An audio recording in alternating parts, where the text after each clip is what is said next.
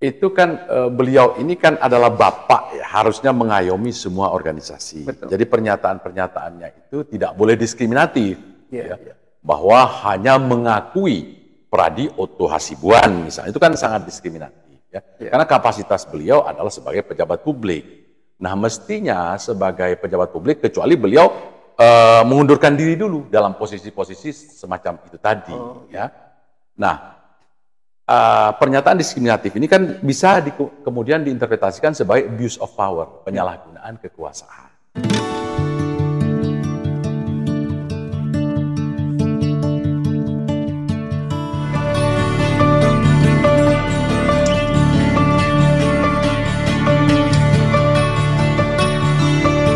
Assalamualaikum warahmatullahi wabarakatuh.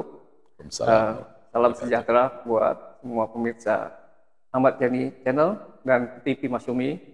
Kami di sini pada hari ini sedang melakukan suatu pembahasan yang cukup heboh di dunia advokat, yaitu pernyataan dari Profesor Yusril Izzah Mahendra tentang wadah tunggal daripada organisasi advokat.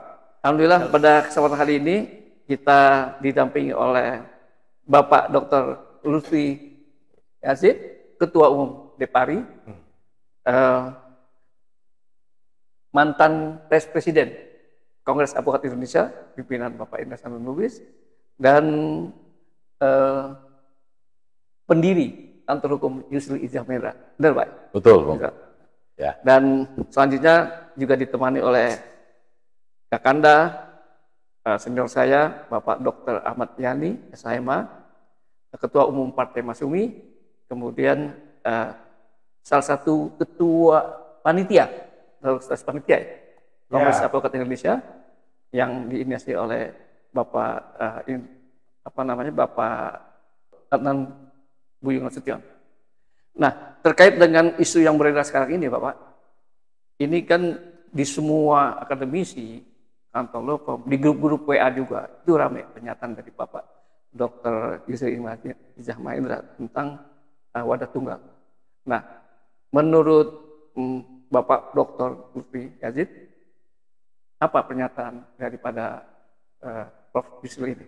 Jadi begini ya, pernyataan Yusril Izzah Mahendra ya, dia kan kapasitasnya sebagai pejabat publik, ya, dia adalah Menko, ya, Menko Hukum, Imigrasi, dan lembaga pemasyarakatan. Ya. Nah, pernyataan beliau ini dalam kapasitas itu, ya, sementara beliau ini kan punya law firm juga, punya kantor law firm, ya, dan juga beliau ini pengurus organisasi Pradi, kalau menurut saya. Nah, ya, Pradinya Otto, ya Bang ya. Nah, itu kan beliau ini kan adalah bapak ya, harusnya mengayomi semua organisasi. Betul. Jadi pernyataan-pernyataannya itu tidak boleh diskriminatif, ya. Bahwa hanya mengakui Pradi Otto Hasibuan misalnya, itu kan sangat diskriminatif, ya. Karena kapasitas beliau adalah sebagai pejabat publik. Nah, mestinya sebagai pejabat publik, kecuali beliau mengundurkan diri dulu dalam posisi-posisi semacam itu tadi, ya. Nah, pernyataan diskriminatif ini kan bisa kemudian diinterpretasikan sebagai abuse of power, penyalahgunaan kekuasaan. Ya. Ini kan tidak boleh, seorang pejabat publik itu menurut saya tidak boleh. Yang kedua, ini kan pernyataan ini menurut saya inkonstitusional. Ya. Karena kalau kita lihat di dalam pasal 28, ya, Undang-Undang 45, itu kan kebebasan berserikat. Kebebasan berserikat ini adalah non-derogative right. Jadi adalah hak yang tidak bisa dipungkiri, adalah hak yang tidak bisa dicabut. Artinya bahwa kebebasan berserikat itu melekat kepada setiap warga negara. Ya. Nah, kemudian faktanya organisasi advokat itu kan banyak sekarang. Ya. Organisasi advokat itu banyak. Ya. Kita bisa mungkin beliau ini kan banyak paham karena beliau dulu pernah di DPR, ya. Ada putusan Mahkamah Konstitusi, ada SK MA, Mahkamah Agung, dan lain-lain. Yang itu pada kenyataannya sekarang adalah multibar, ya. Banyak organisasi advokat sekarang, ya. Nah, seperti itu. Dan memang ya ini kan Bang Buyung ya. Kalau kita ini merujuk dari dari awal perdebatan tentang ini, organisasi advokat multibar atau single bar, dan Bang Buyung yang banyak menyuarakan. Mungkin nanti Bung Yani bisa cerita, ya. Itu mungkin sekedar awal aja, Bung Yani. Ya. Baik, tapi kan sesuai dengan berita yang beredar, seolah-olah beliau mengakui hanya satu-satunya, apalagi sebagai badan organ negara. Ini kan tidak main-main. Apakah beliau tidak membaca, meneliti putusan MK 101 dengan SEMA 78 itu, sehingga akhirnya fakta yang terjadi bahwa OA bertebaran atau tumbuh demikian rupa. Menurut Bapak, gimana? Silakan diperiksa lagi kata per kata di dalam Undang-Undang Advokat. Tidak ada itu kata state organ. Ya. Tidak ada kata bahwa itu adalah organ negara. Ya. Dan kalau ini adalah sebuah organ negara, maka implikasinya banyak, termasuk juga tentang budgeting, termasuk juga tentang independensi dan lain-lain. Jadi sekali lagi tidak ada itu dalam Undang-Undang Advokat yang disebut dengan state organ itu. Ya. Tetapi poinnya adalah bahwa ini kan pernyataan semacam ini wong kita sudah tenang-tenang. Apa sih sebetulnya tujuan utama untuk katakanlah ada keinginan untuk wadah tunggal misalnya. Apa sih targetnya itu apa? Nah, saya justru melihat kan Pak Yusril ini menjadi advokat kan baru. Kalau kita bandingkan dengan Adnan Buyung Nasution misalnya, di mana saya juga dulu adalah sekretaris pribadi beliau, asisten pribadi beliau. Kalau Bang Buyung ini kan memang genuine seorang advokat, seorang pejuang. Ya. Dari awal Bang Buyung ini memang pejuang, membela orang-orang yang lemah, membela orang-orang yang yang less in power, yang tidak punya akses kepada keadilan, itu dibela betul. Jadi memang darah dagingnya itu mengalir jiwa advokat. Kalau Pak Yusril kan baru, seperti yang Anda juga sebutkan tadi bahwa saya salah satu pendiri kantornya Pak Yusril, ya pada tahun 2001, sekitar 2001. Nah, sehingga beliau baru dan disumpah oleh Pengadilan Tinggi itu sekitar tahun 2018. Baru. Ya. Iya kan baru sekali. Jadi menurut saya mestinya yang situasi tenang kayak gini bicarakanlah baik-baik ya. Jadi jangan bicara di dalam forum semacam itu dan hanya satu arah ya. Betul. Jadi ini kan ada beliau ini kan tahu banyak tentang bagaimana Undang-Undang Advokat ini dan juga bagaimana rencana dulu mau diamandemen Undang-Undang Advokat itu. Ya. Saya kira gitu Bung Eka. Apa ada unsur politis? Soalnya saya melihat bahwa ada tokoh advokat yang memang memaksakan bahwa satu-satunya organ advokat yang diakui katakanlah Peradi gitu kan. Apa mau digiring sedemikian rupa supaya hanya Peradi yang diakui oleh negara dengan fasilitas yang akan diberikan oleh negara nanti. Karena kan bagaimanapun juga seorang Prof. Yusril kan seorang menteri yang dia bisa menentukan kebijakan hukum ke depan. Bagaimana? Jadi menurut saya ini kan satu ahistoris, ya. Yang kedua ini jelas bertentangan dengan fakta, karena organisasi advokat juga banyak. Dan menurut saya juga kasihan sama Pak Prabowo, Pak Presiden. Ya. Ini kan jangan sampai bikin gaduh, kan begitu. Kan pernyataan Yusril ini tentang hak asasi manusia itu juga bikin gaduh. Tentang transfer of prisoner ini yang ke mana? Yang ke Filipina itu dipindah itu kan juga polemik. Sampai Pak Mahfud di dalam podcastnya, ya itu Pak Mahfud meluruskan. Jadi kasihan menurut saya ya Pak Prabowo ini kan harus konsentrasi ya, dengan program-program beliau agar tercapai Pak Prabowo dengan Pak Gibran ini ya. Jadi jangan sampai ada statement-statement yang kemudian kontroversial, kan nggak produktif gitu. Jadi menurut saya sih seperti itu. Makanya jangan heran kalau kemudian ini banyak desakan dari banyak organisasi advokat, dari banyak praktisi hukum yang lainnya. Ini katakanlah protes begitu, ya. Ramai. Begitu menurut saya. Ya. Ini kalau bicara negara berarti kan bicara tentang sejarah. Nah, sejarah ini yang tahu benar tentang sejarah kayak ini ada kakak saya nih, Bapak Dr. Ahmad Yani, saya nih. Nah, Abang, saya manggil Abang aja. Bang, ini kan waktu saya bikin buku, Abang menceritakan tentang sejarah KI. Nah, barangkali banyak audiens juga belum memahami, karena kan budaya kita belum baca buku nih. Jadi lebih senang orang ngelihat podcast atau lihat isu-isu. Bagaimana menurut Abang tentang sejarah yang barangkali perlu diluruskan juga? Seorang Prof. Yusril ini kok tidak membaca situasi seperti itu. Silakan, Pak. Ya, yang pertama saya kira memang tadi rootnya, akar ya. Bang Yim ini dia tidak tumbuh dan besar di dunia advokat. Rootnya itu. Saya tumbuh dan besar di dunia advokat. Ya, kan? Saya bersentuhan dengan dunia advokat. Saya tidak memilih profesi lain. Tamat kuliah, maka saya mengambil profesi saya itu ada advokat. Dan saya berkarir di advokat itu. Mulai dari bawah saya berkarir di advokat itu. Ya, kan? Mulai dari ikut di kantor advokat, beberapa advokat, ya kan? Kantor Pak Johan Johari dan berbagai-bagai teman, dan sampai akhirnya saya mendirikan kantor advokat sendiri. Begitu juga di organisasi advokat, mulai dari pengurus cabang IKADIN sampai menjadi wakil ketua umum IKADIN, dan sampai menginisiasi tadi sebagai untuk ketua panitia kongresnya advokat Indonesia pada waktu itu. Nah, jadi gini, dunia advokat ini kan sama dengan perjalanan sejarah bangsa. Maka dulu disebut dengan advokat pejuang seperti itu.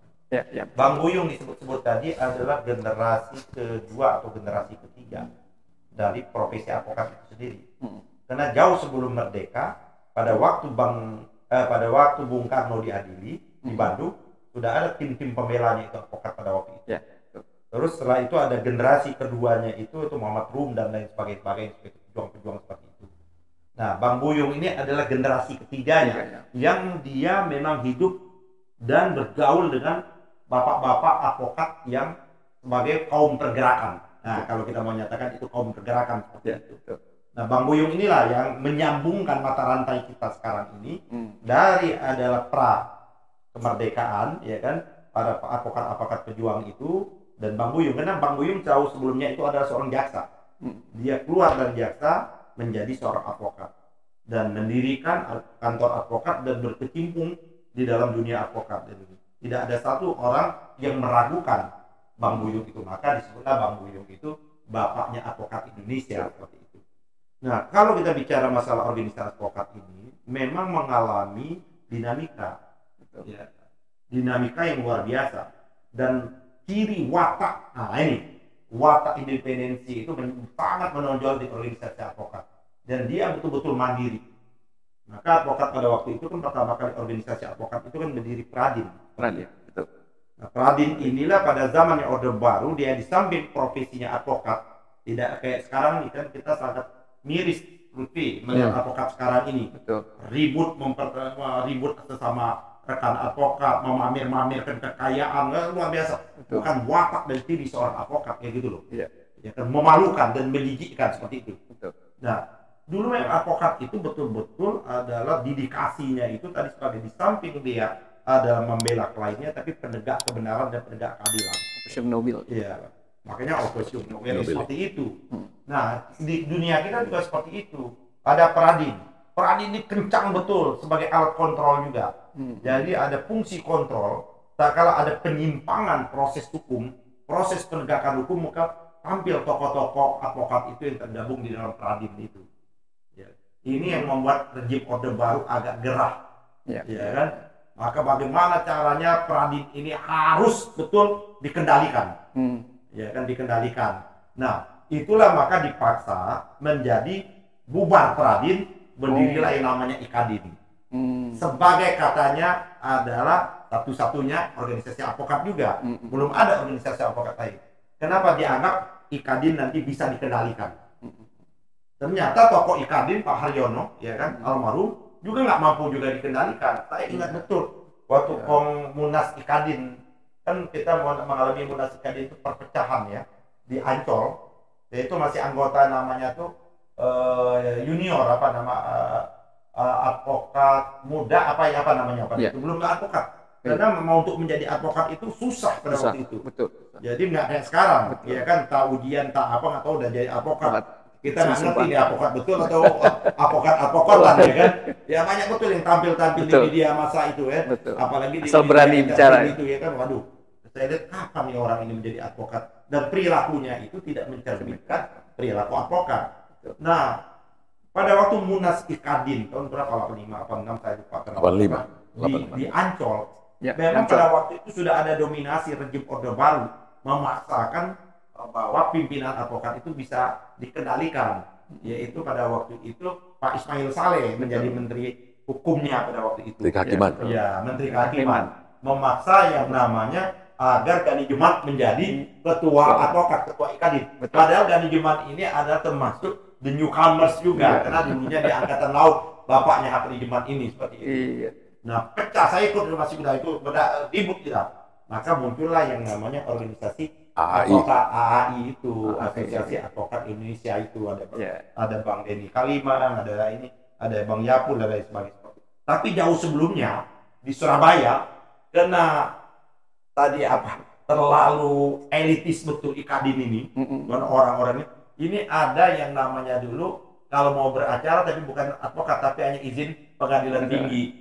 Itu namanya pengacara praktek seperti itu. Kartunya kuning. Ya, kartunya macam-macam. Oh, pengacara praktek itu. Kalau orang zaman dulu menyebutnya pokrol. Pokrol, ya betul. Pengacara praktek. Nah, karena pengacara praktek ini tidak bisa ditampung di Ikadin, karena baru berikutnya, maka dia membentuk yang namanya IPHI, Ikatan Pengacara, IPHI itu Ikatan Penasihat Hukum. Penasihat Hukum Indonesia, mengambil ada kata-kata penasihat hukum di KUHAP. Jadi ada momentum itu mereka dirikan di Surabaya, dan kemudian ada kongres atau munas mereka itu terpilihlah Indra Sanun Lubis jadi ketua IPHI itu. Jadi memang nggak ada keinginan untuk satu tadi, tapi secara sosiologis memang tidak mungkin.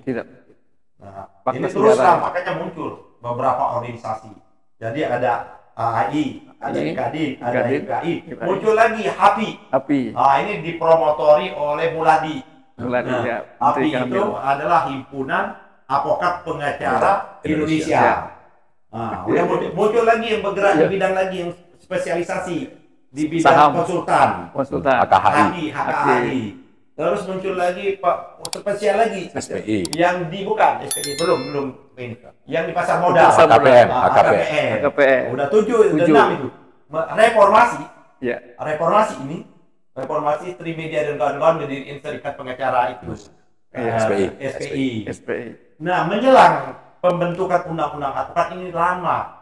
Kalau nggak ada perannya Bang Buyung, belum tentu ada undang-undang advokat. Betul. Karena pada waktu peralihan pemerintahan dari Orde Baru, Orde Reformasi, Bang Buyung adalah diangkat oleh Pak Habibie, ya kan? Nah, pada waktu itu Menesat, dan Bang Buyung lah mendorong lahirnya undang-undang advokat itu. Nah, ini Bang Buyung itu, jasa besarnya Bang Buyung itu. Banyak jasa Bang Buyung itu. Ini beliau ini sesprinya. LBH yang ada itu adalah sebagai dari rekomendasi Munasnya Ikadin dalam rangka untuk memberikan advokasi dan bantuan, maka harus dibentuk task force namanya LBH. Maka ditunjukkan pertama itu Bang Buyung. Itu hasil Munasnya Ikadin itu. Nah, jadi seperti itu ya Eka. Berjalan terus. Nah, undang-undang advokat ini berjalan, ada tengah waktu ini. Saya mau masuk nih. Tengah waktu. Memang di dalam undang-undang advokat itu diberikan waktu setelah undang-undang advokat itu 2 tahun harus ada organisasi advokat baru. Tadi yang disebutkan pasal 32. Pasal 32. Tadi yang disebut saya ikut menjelang Amerah itu, atau setelah saya ikut yang pertemuan kami di Cipanas. 8 organisasi. 8 organisasi yang terbentuk tadi ya.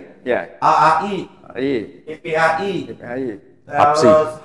HAPI, terus nanti APSI. AKPM, pasar modal, SPSI, ditambah 1 APSI. APSI ini sudah ada di undang-undang. Ini kenapa untuk menampung kawan-kawan syariah ini? Pengacara-pengacara pengadilan agama. Organisasinya masih organisasi kecil di Semarang. Cuma untuk menampung ini dimasukkanlah namanya itu di undang-undang advokat. Dalam rangka untuk melaksanakan proses transisi ini. Tanggung jawab dan kewenangan dalam melakukan profesi advokat dilaksanakan oleh 8 organisasi itu. 8 organisasi ini kita kumpul, itulah membentuk yang namanya Komite Kerja Advokat Indonesia. Apa mandat Komite Kerja Advokat Indonesia? 1, menyelenggarakan ujian advokat. Karena selama ini kan ujian advokat itu ditutup setelah peristiwa Bang Buyung di Pengadilan Jakarta Pusat. Yang disebut contempt of court. Kasusnya Pak Darsono. Itu kalau orang harus tahu sejarah itu. Saya nggak tahu Bang Iin ngikutin atau nggak gitu loh. Nah, setelah itulah maka tutup semua ujian-ujian advokat. Jadi peran pemerintah itu waktu itu udah baru Dominan benar-benar banget. dominan. Saya kebetulan adalah mengalami masa penutupan itu setelah itu, karena peristiwa Bang Buyung 88 itu saya ikut ujian advokat itu tahun 88, ujian pengacara praktek dulu. Betul. Setelah ujian pengacara praktek baru ikut ujian advokat seperti itu. Nah, pada letsus itu. Nah, fungsinya ini setelah ditutup lama, kan habis peristiwa itu ada yang namanya moratorium, maka KKI ini bekerja sama dengan Mahkamah Agung menyelenggarakan ujian advokat itu. Satu kali itu. Tersendiri dia? Tersendiri. Jadi panitia itu bersama-sama kita dengan Mahkamah Agung. Saya pada waktu ingat membawa soal itu ke Palembang dengan Damani kalau salah. Hasil ujian itu kami periksa bersama-sama di Bogor. Di situ ada Pak Paulus Tulung, ada dari Mahkamah Agung. Saya kira beruntung itu yang ikut ujian ini satu kali itu. Ya kan, karena yang menguji Mahkamah Agung dan organisasi advokat gitu. Itu asli advokat berarti. Nah, satu lagi tugasnya KKI itu untuk melakukan tadi bagaimana melaksanakan amanat undang-undang advokat ini untuk adanya organisasi advokat yang terbelah-belah ini. Nah, itulah kita ada pertemuan di Cipanas. Pertemuan Cipanas itu disepakati. Saya utusan Ikadin bersama-sama Otto Hasibuan dan bersama-sama Teguh Sumudra. Justru pada waktu itu kita bersepakat harus diadakan apa namanya kongres kayak munas untuk membentuk organisasi advokat ini. Tunggal? Nggak ada tunggal. Belum. Di pasalnya itu tidak pernah disebut tunggal. Tadi beliau sudah menyebutkan. Pasalnya itu adalah satu-satunya organisasi. Nah, ini nomenklatur itu. Satu nomenklatur itu tidak disebutkan tunggal. Satu-satu itu bisa bersifat single bar, bisa bersifat multibar, bisa disebut federasi, bisa disebut juga konfederasi. Maka nggak disebutkan, apalagi menyebut tunggalnya itu pradi. Nah, ini kan makin jauh menyimpang itu. Tapi mindset orang-orang, apalagi di luar, dan advokat sendiri bahwa ini yang perlu kita luruskan, Kak. Jadi nama pradi itu usulan saya di pertemuan di puncak Cipanas itu. Tapi itu untuk melaksanakan kongres atau melaksanakan munas para advokat, karena ada ayat 2-nya. Organisasi advokat itu diatur dibuat oleh para advokat. Para advokat tuh, bukan para organisasi advokat, itu beda. Bukan pimpinan pula kan? Enggak, kau harus paham dulu. Paham nggak ada perbedaan antara organisasi advokat OA dengan advokat? Kalau advokat itu kan individunya. Betul. Nah, itu di undang-undang itu disebut oleh para advokat. Individu. Oleh karena itulah kita bersepakat ini kita buatlah panitia ini namanya Pradi. Kita amanatnya lah nanti panitia ini untuk menyelenggarakan kongres munas Tapi sayang, sayang setelah pulang dari Cipanas 16 orang ini duduk berembuk. Siapa 16 orang ini adalah masing-masing ketua umum. Nah, itu yang ketua umum Ikadin. Ini harus kita koreksi. Otto dengan Teguh. Denny Kalimang dengan siapa? Indra Salun dengan Abdurrahim Hasibuan.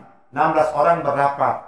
Mungkin ini imajinasi mereka. Kalau kita adakan kongres advokat para advokat, jangan-jangan kita nggak terpilih. Jangan-jangan nggak terpilih. Kalau gitu ngapain kita mau kongres? Kita bentuk aja 16 orang. Itulah yang mereka aktahkan, itu namanya Pradi. Jadi saya menyatakan itu bukan organisasi advokat, itu persekutuan perdata.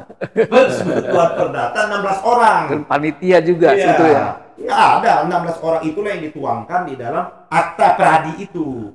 Itu persekutuan perdata. Saya melihat kayak gitu karena saya mengikuti, saya tolak dari awal. Saya nolak awal. Bang Buyung, nah ini Bang Buyung kena informasinya yang dapat dia tidak lengkap. Bang Buyung tuh informasinya nggak lengkap itu ya.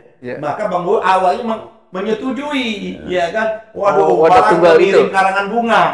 Saya katakan ke Bang Buyung, Bang, abang ini tidak pernah menyetujui sesuatu yang tidak demokratis. Itu sikap dasar abang. Saya udah kenal sama abang udah lama. Gimana ya nih? Ini salah, Bang. Ini dibentuk elit, bilang dibentuk oleh 16 orang. Nggak bisa. Saya tidak pernah memberikan mandat kepada mereka. Jadi salah. Itulah akhirnya Bang Buyung mengirim surat terbuka. Surat terbuka Bang Buyung itu ada bukti, mungkin Lutfi masih pegang. Ada. Setelah itu, ada Bang ya? Ada. Setelah itu adik-adik kita masih pengacara muda, Ahmad Wakil Kamal yang sekarang udah senior, membentuk yang namanya PAMI. PAMI itu Forum Advokat Muda Indonesia. Fahmi, wakil dan geng lah. Itulah dia berkirim surat di macam-macam juga lagi itu. Nah, saya kasih Bang Buyung. Tapi mereka memang memaksakan kehendak. Seolah-olah memang yang sah dan resmi itu adalah Pradi itulah. Saya nggak pernah menjadi anggota Pradi, gitu. Nah, inilah yang digugat. Nanti muncul istilah state organ itu. Digugatlah sama senior-senior kita Ikadin, ada Pak Sujono, ada Bang Rongut ke MK. Salah satu keputusan MK isinya itu menyatakan organisasi advokat itu banyak boleh, tapi terwakilkan ada menyebut namanya para KAI dengan Pradi. Dan di situ juga disebut namanya, baru muncul istilah state organ. Di undang-undangnya nggak ada. Dan itu berimplikasi. Saya ini pernah di DPR. Ya kan, kita revisi itu sebenarnya di dalam undang-undang itu. Pada waktu saya pansus, saya wakil ketua pansus itu di DPR. Sudah hampir selesai seluruh bab kecuali satu bab yang belum selesai. Dewan Advokat Nasional. Yang inilah kawan-kawan ribut. Ya saya tahu Otto Hasibuan dan Pradi mengirim delegasi demo besar-besaran itu, gitu loh. Tapi termasuk saya ketemu amat sekarang ya, Mbak Kang Jennifer dan kalian sih. Ya kan dulu ngotot-ngotot ya nggak jelas bilang coba pada waktu itu memberikan dukungan, ya kan, memberikan dukungan bahwa undang-undang itu nggak akan timbul problem yang kayak sekarang. Ditambah lagi problemnya itu Mahkamah Agung salah juga menafsirkan. Betul. Seolah-olah yang berhak boleh disumpah itu adalah ya Pradi saja. KAI nggak boleh disumpah. Itulah banyak akhirnya terkatung-katung advokat KAI. Betul. Saya udah DPR, saya mengatakan ke Pak Hatta Ali pada waktu itu, Pak Hatta Ali atau Arifin Tumpa. Pak Ketua salah, Pak Ketua, saya bilang nggak dimaknai nggak seperti itu. Akhirnya mereka mengevaluasi lah, sehingga boleh organisasi apapun boleh disumpah. Nah, jadi kalau mau kembali cerita, apa yang dikemukakan oleh Bang Yim ini, dia hanya mengutip putusan Mahkamah Konstitusi, dan itu menurut saya salah juga memberikan interpretasi. Yang kedua, memang dia tidak memahami.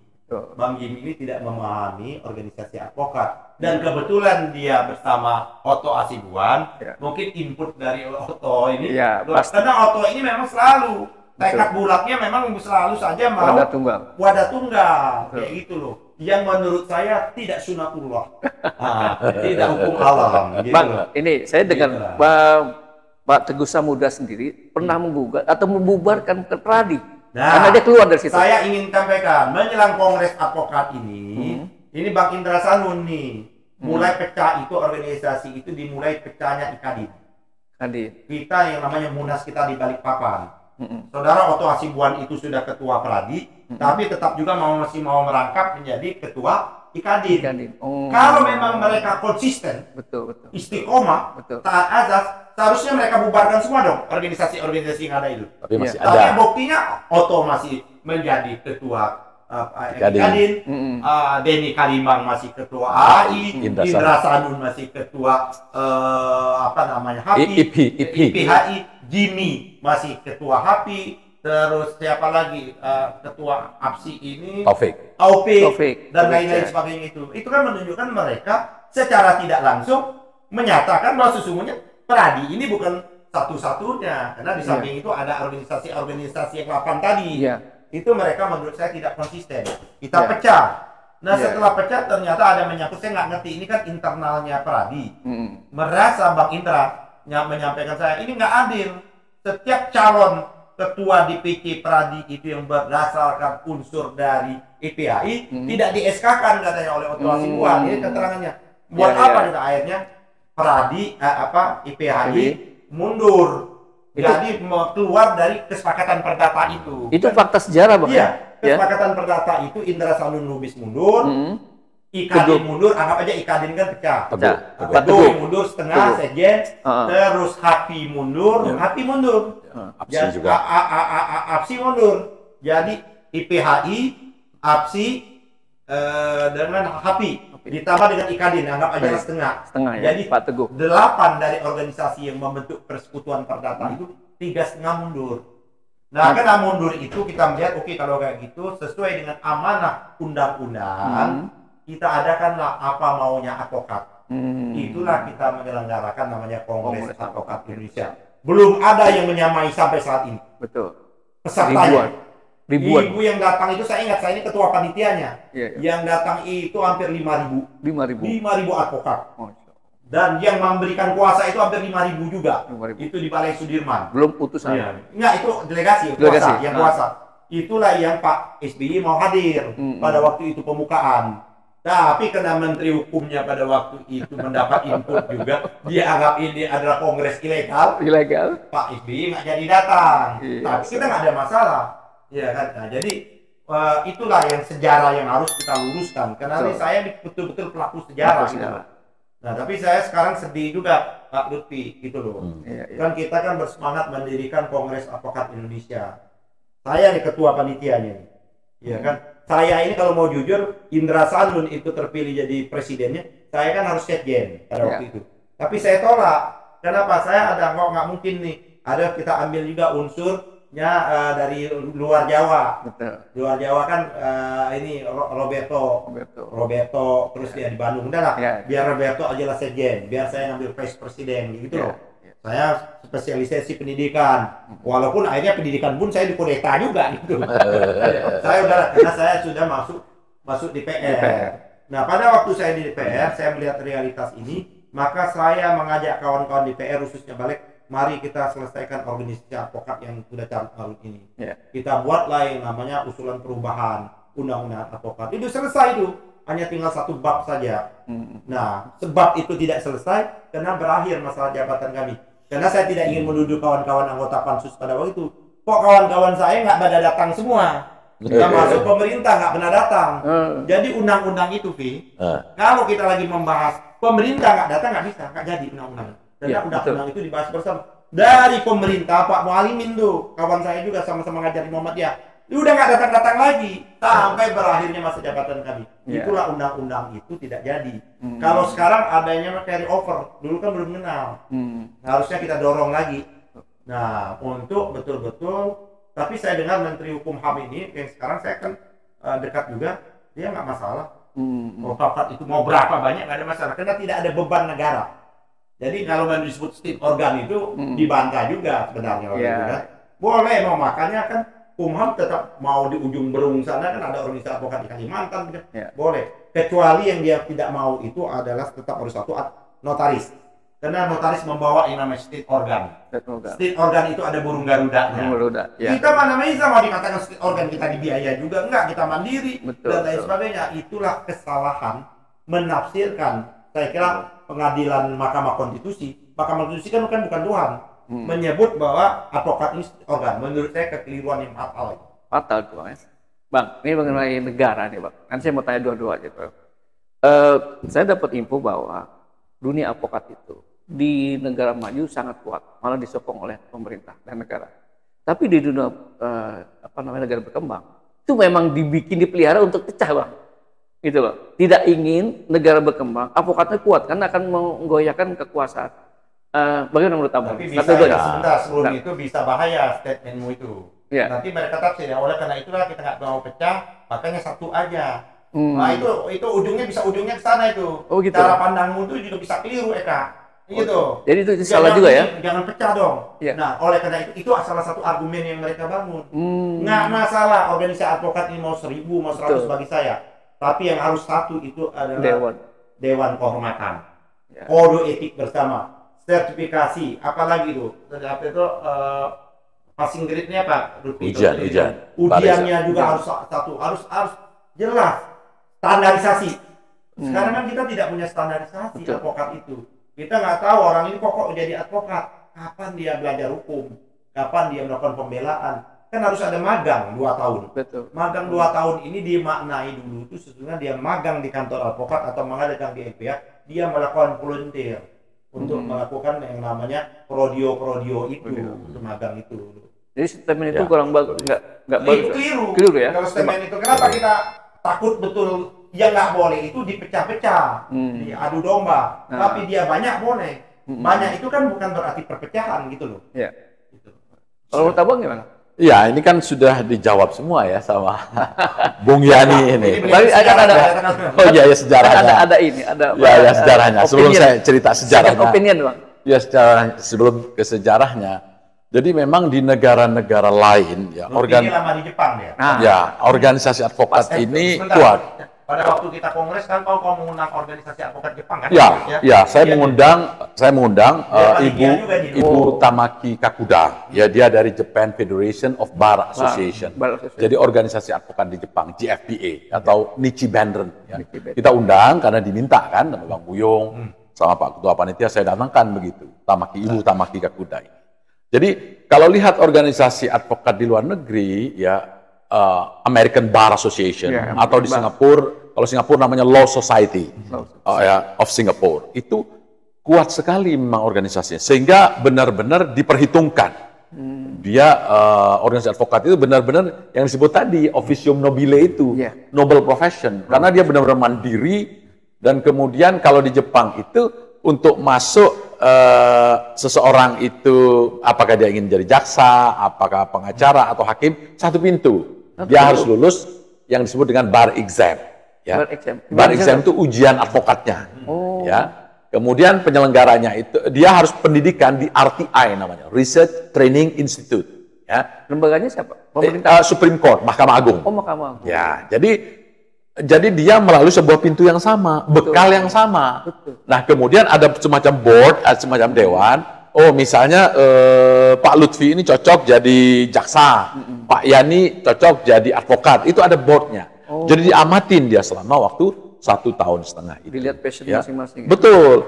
Nah, itu yang kemudian dia menjadi diperhitungkan. Ya, makanya Daniel Eslev dulu. Saya sempat ke rumahnya Daniel Eslev di Washington DC, di Seattle.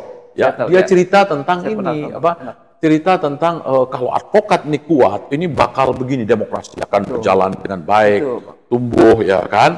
Kemudian advokat juga akan sangat diperhitungkan. Nah, kalau yang dibilang Bung Yani di sejarah itu kebetulan beliau ini saya hanya ngingetin aja beberapa ini detik-detik sebetulnya, detik-detik perpecahan Pradi, itu ya. Jadi ada pertemuan di kantor Bang Buyung One Team Press tanggal 11 Maret tahun 2008. Yang hadir itu Pak Ronggur Hutagalung, Pak Sujono, Pak Johan Johari, Pak Frans Winarta, Pak Kamal Firdaus, Pak Simamora, dan juga saya. Ini ada catatannya semua ini. Yang dibicarakan apa. Nah, ini udah detik-detik ini. Nah, kemudian ada pertemuan lagi ya. Ini sebetulnya kelanjutan dari pertemuan di Ranca Bentang, dari Manhattan, dari ya macam-macam itu. Nah, kemudian ada pertemuan lagi. Ini pertemuan pada tanggal 12 Maret 2008 jam 18.30 di Geraha Niaga lantai 27. Yang hadir itu Bang Buyung, Oto Hasibuan, Sugeng Teguh Santoso, Sumaryono, Fred G. Tumbuan, Denny Kailimang, Hari Ponto, Patra Zen, Hussein Wiryadinata, Julius Rizaldi, dan saya sendiri. Ya. Ini catatannya juga lengkap masih, ya. Catatan ini lengkap dan bahkan dokumen aslinya itu masih ada, masih saya simpan di situ, ya. Jadi ini pertemuan tanggal 12 Maret, ya, 2008, 18 jam 6.30 sore di Geraha Niaga, ya. Ini perdebatan agak seru ini.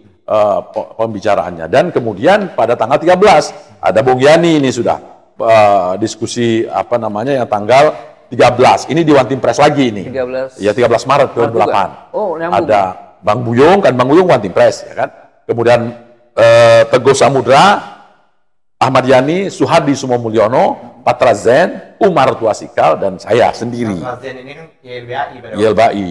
Nah, jadi ini dokumen-dokumen yang sebelum Pradi itu pecah, sebelum pelaksanaan Kongres di Balai Sudirman tanggal 31 Mei 2008. Beliau ketua, saya sama Jack, sudah meninggal ya Jack, ya. Jack Caniago itu sekretaris. Karena sebelum adanya Kongres di Balai Sudirman itu ada seminar dulu. Kita hadirkan nih, ini saksi-saksinya mungkin sebagian besar masih hidup. Ada Laude Ida sebagai pembicara, ya kan. Kemudian namanya di Hotel Century Atlet, ya. Ya, jadi masih ada orang-orang ini, ya. Jadi itu saya sayangkan juga kenapa kemudian situasinya seperti ini, begitu ya. Jadi menurut saya kita bicarakan baik-baik bagaimana ke depan, ya, supaya organisasi advokat ini benar-benar kokoh dan orang masyarakat para pencari keadilan itu tidak dirugikan. Ya. Saya menyerukan kepada Pak Yusril Iza Mahendra ini tolong begitu loh. Situasi semacam ini jangan kemudian dibuat gaduh, ya. Kita cari solusi. Bagaimana solusinya? Kita bicarakan para pimpinan organisasi advokat, kita duduk bersama ya dengan pemerintah, dengan DPR, bagaimana ini ke depannya ya. Saya kira iya, kita cari solusi begitu. Kalau kayak gini akan gaduh. Dan sekali lagi saya kasihan sama Pak Presiden Prabowo. Kalau situasi semacam ini kan beliau ini butuh fokus sekali lagi ya. Saya kira itu mungkin dari saya. Tadi sudah banyak oleh senior saya ini. Sudah banyak sekali yang tahu sejarah. Pelaku sejarah juga. Pelaku sejarah, iya. Begitu. Jadi memang tempatnya itu nggak bisa kita melupakan yang namanya YLBHI. Kita mempersiapkan kongres jauh sebelumnya juga itu pada waktu Munarman ketua Dewan Pengurus.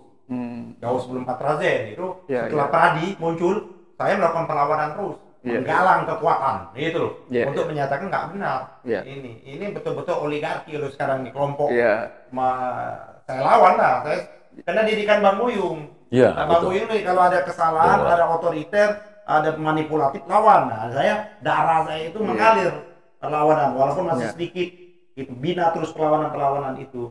Nah memang akhirnya prihatin juga sekarang ini Pradi aja udah 4 atau 5 6 ya. 6.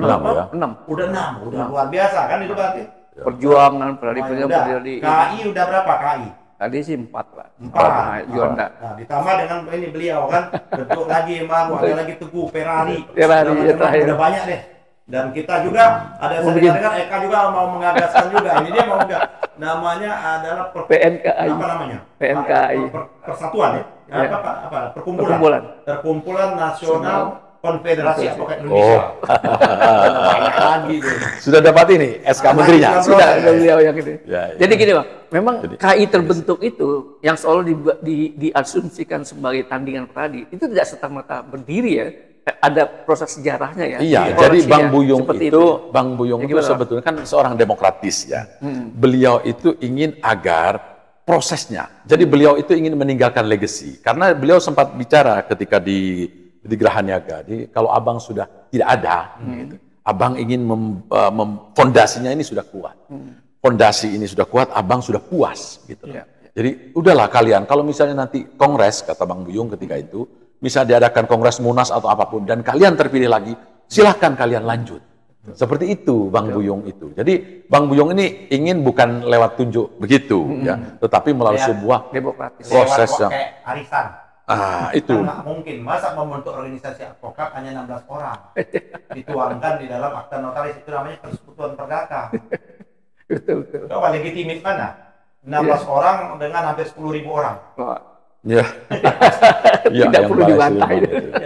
Saya kebetulan menulis pada tanggal 31 Mei itu di Tempo, di koran Tempo itu tentang kongres masih ada. Kalau dokumentasi sedikit lumayan lah. Tapi yang itu ada mungkin tersimpan, yang bantahan kita di Kompas. Ada.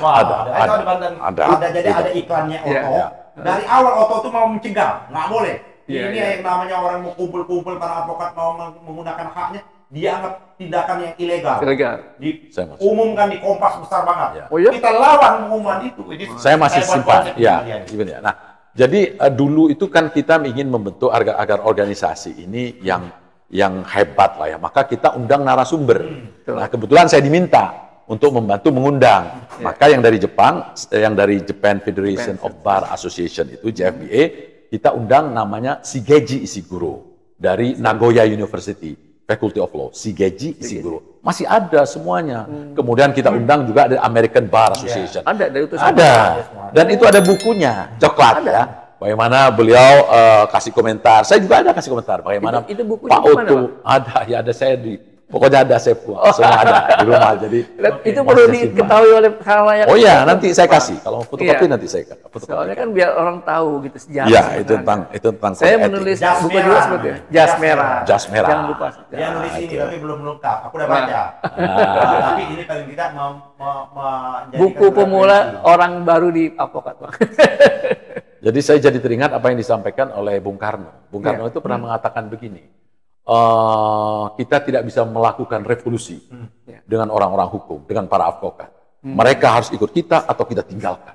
Oh, itu ada Bung Karno itu ini. Yang ya, jadi terkunci gitu. Ya, tapi beliau tadi sudah cerita para apa master in Drachten ini ya kan, Muhammad Dulu Rum. aja pernah mau disebut SH pun nggak mau mereka. Mereka gelar mereka MR. Ya, Master in Drachten ya. Kan tadi sudah sebutin kan, mulai Kasman Singo Mejo, Muhammad Rum dan Muhammad Yamin dan Supomo macam-macam lah. Ya itu kita nggak boleh lupakan sejarah jas merah. Makanya Bang Buyung kan saya sebut generasi ketiga. Satu yang jauh ke kemerdekaan, Bang Buyung adalah pos kemerdekaan. Ya. Dan terakhir nih Bang, apa kiat-kiatnya lah atau harapan Abang ke depan nanti? Pertanyaannya sama buat Abang. Apa langkah-langkahnya atau trik apa supaya kita bisa bersatu dalam artian kita rukun lah gitu. Ya kita harus harus duduk bersama. Kita masing-masing menyampaikan konsep ya bagaimana kedepannya organisasi advokat ini ya. Bagaimana kira-kira undang-undang advokat ini kan harus direvisi dan sudah banyak di judicial review di Mahkamah Konstitusi kan. Ini kan harus dirubah. Ini kan harus ada komunikasi yang baik antara kita, para pimpinan, organisasi advokat, termasuk orang-orang pengikut kita ini, dan juga dengan pemerintah, dan juga tentu dengan DPR. Gitu. Kita bicarakan baik-baik, kemana ini ke depan ini. Ya? Kan kita sama-sama ingin menegakkan negara hukum.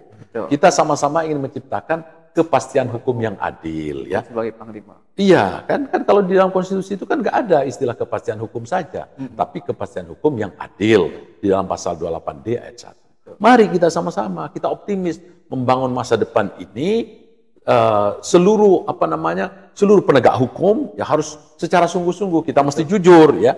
Jadi harus, kalau Bang Buyung selalu disampaikan vested interest. Jadi harus jangan ada kepentingan pribadi, kepentingan dia sendiri, kelompoknya jangan. Itu kepentingan bangsa. Jadi saya kira itu, dengan cara itu maka saya kira mari kita songsong masa depan kita ini negara hukum ini yang berdasarkan truth and justice, kebenaran dan keadilan kita bisa tegakkan bersama-sama. Begitu. Nah, kalau menurut Abang saya gimana kira-kira? Kalau saya, pertama kita harus menyelesaikan revisi Undang-Undang Advokat. Yang sebenarnya kalau bisa diambil itu kan ada di balik ya. Ada di balik. Bukan di balik, karena udah masuk pansus itu. Itu kan bisa dilihat itu ada jejak-jejaknya. Ini kan cukup bagus. Tinggal hanya satu bab saja. Menurut memang perlu ada yang mewadahi. Tapi dia tetap menghargai keanekaragaman. Apa yang harus sama ini atau satu itu harus ada panitia ujian itu satu. Nggak bisa. Kalau nggak kita nggak punya standarisasi. Yang kedua harus punya dewan kehormatan satu. Yang ketiga adalah kode etik satu. Sebab kalau nggak dia dipecat organisasi ini dia pindah. Ya kan? Dia dengan pecatnya dia pindah lagi. Seperti itu.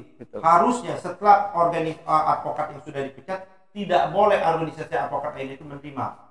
Kecuali dia dipecat dengan alasan-alasan yang memang dicari-cari. Kan ada wilayah pembelaan itu mereka itu. Kalau sekarang ini kita nggak bisa kita. Terus harus tegakkan advokat. Orang yang sudah terpidana itu tidak boleh lagi jadi advokat. Kan ada di undang-undang itu, kan seperti itu. Ada seperti itu. Sekarang kan orang udah terpidana, kasus korupsi macam-macam, tampil lagi. Itu kan tidak punya moral etik kalau bahasanya Rocky Gerung. Etik moral itu harus kita junjung tinggi gitu loh. Orang yang sudah tersangkut paut kasus korupsi dan macam-macam, terlepas suka atau tidak suka, kalau kita akan advokat, putusan pengadilan sampai ke Mahkamah Agung menyatakan dia bersalah, stop. Ini bagaimana dia tampil lagi membela gitu loh. Ini kan merusak nilai-nilai etik dan nilai-nilai moral kita. Beban moral. Kalaupun dia mau praktek tapi dia sudah tidak boleh tampil lagi, dia menjadi konselor aja. Itu jadi itu PR yang ketiga, duduk bersama kita. Duduk dulu bersama organisasi advokat, mari kita dialog dulu. Yang keempat, pemerintah sudah tidak perlu cawi-cawi lagi. Dia berdirilah sebagai pemerintah gitu loh. Oke, saya kira cukup sekian sudah membuka cakrawala para audiens ini Bang. Abang. Baik, saudara permisa semua. Ini obrolan daging semua nih kalau menurut saya. Sejarah yang diungkap dan juga fakta-fakta sejarah yang disampaikan oleh abang-abang saya ini. Dan semoga apa yang kita bicara pada hari ini bisa menambah wawasan, memetik untuk menjadi lebih baik lagi dari organisasi kita sebagai Operation Nobel. Dan tadi sudah disampaikan bahwa memang sejarah itu tidak sedemikian mudah gitu kan, dipahami kalau tidak dibuka, ya kan. Kemudian juga ada trik-triknya, harapan-harapan kita dan outputnya gimana kita juga paham tadi. Mudah-mudahan pertemuan kali ini bisa berlanjut dan lebih menukik lagi. Dan terakhir kali saya ucapkan terima kasih kepada Bapak Dr. Lutfi. Saya baru ketemu, tapi namanya sudah menggaung. Dan abang saya, Bang Ahmad Yani. Terima kasih sudah hadir di podcast Ahmad Yani Channel dan TV Masyumi. Demikian pemirsa, terima kasih atas perhatiannya dan sampai berjumpa di lain kesempatan. Wabillahi taufiq wal hidayah. Wassalamualaikum warahmatullahi wabarakatuh. Waalaikumsalam.